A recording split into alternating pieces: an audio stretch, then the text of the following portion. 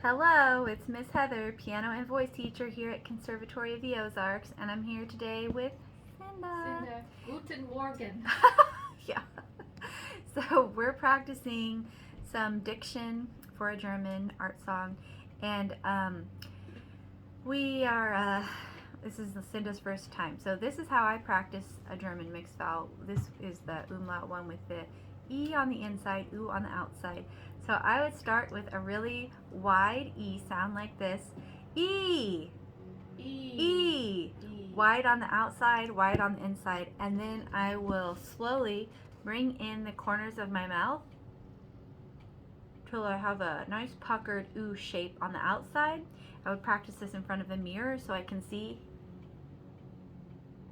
that I get that shape at the end, but that I can feel that I still have the wide E on the inside. So like this, E.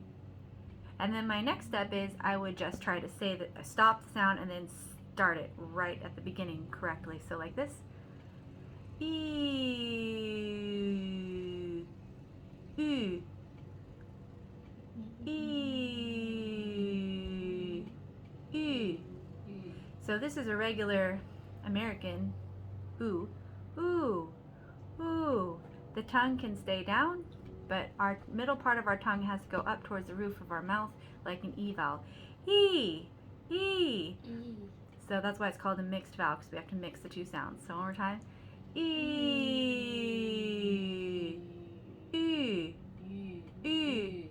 It has to have both the E and the U sound mixed together. It's a hard one, but you'll get it. Just practice that like a few times every day and it'll become easier and easier.